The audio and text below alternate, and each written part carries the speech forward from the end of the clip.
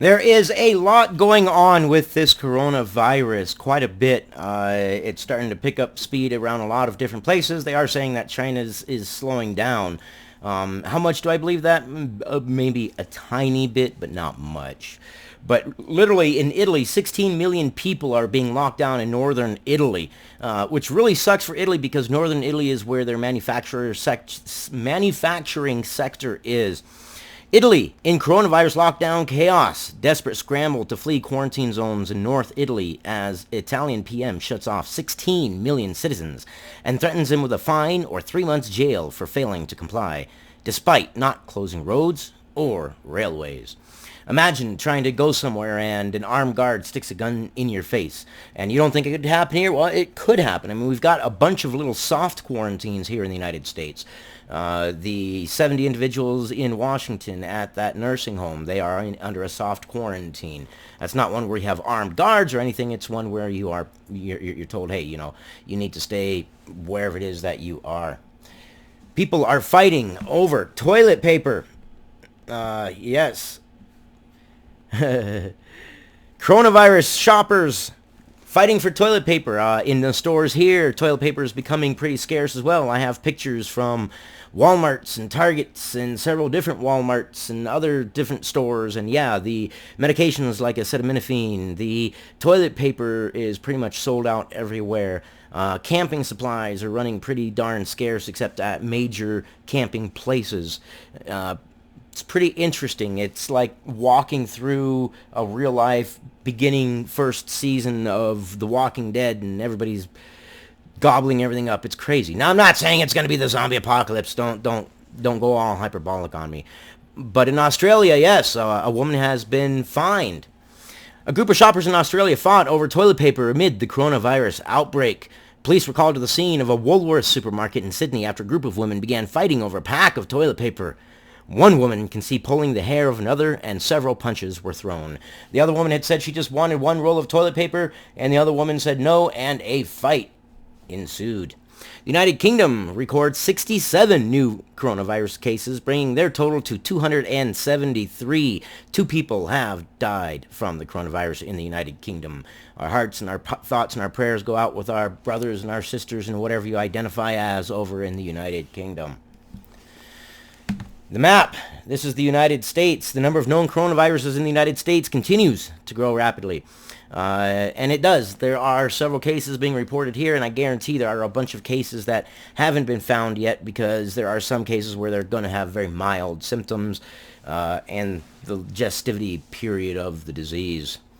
As of Sunday afternoon, at least 450 people have been treated for coronavirus in 33 states and Washington, D.C. 19 people are dead. Wasn't it just barely a week ago that it was 10? Now it's almost double that in a week. Wow. It definitely is picking up. There's not very many states that are not affected. There are none in my state just yet. We are absolutely surrounded, that's for sure. Washington is the hardest hit as of right now. Now, how will the coronavirus affect us in the future? It is going to affect travel. It is going to affect politics. It's going to affect the economy, supply chains, things like that. Politics. Far-right leaders in countries like France, Italy, and Spain have already taken advantage of the outbreak to call for tightening borders. As a result, wrote Paweł Zerka of the European Council of Foreign Relations, populism could flourish as the coronavirus spreads. Populism will flourish as the coronavirus spreads. Imagine this. You are in one town here. We'll call it town clean. And we'll call this one town dirty. You live in town clean. Town dirty people have some sort of disease. Not all of them, but they have some sort of a disease. You have the same disease within your town as well, but you look as your town. It's the us versus them syndrome. So you don't let people in there. Yeah, of course, populism is going to spread. That's not even if and it's a when. COVID-19 has already become politicized in the U.S., according to one online survey. Nearly 70% of Republicans believe the nation is prepared for the outbreak, compared to just 35% of Democrats, which fits in line with the basic Democratic and Republican line of view. Republicans generally do have a little more faith in pride, I guess, if you want to call it the United States. I don't know what you want to call it, but belief that the United States is prepared. While China badly mismanaged the start of the outbreak, more recently, the country has tried to spin its apparent success in containing the virus as a triumph of its autocratic system. Expect that argument to gain force if the U.S. bungles its response.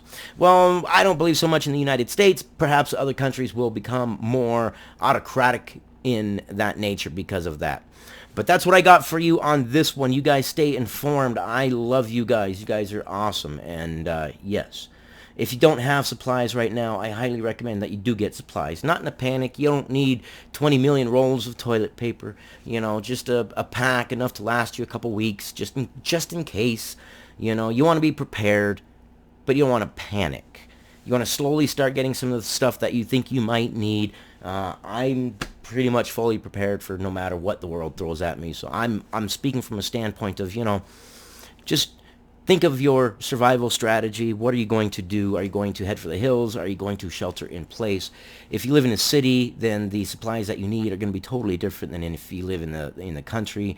If you're planning on going off and living in the woods and hermitizing yourself and being the next big mountain man, then you know your equipment's going to be different as well.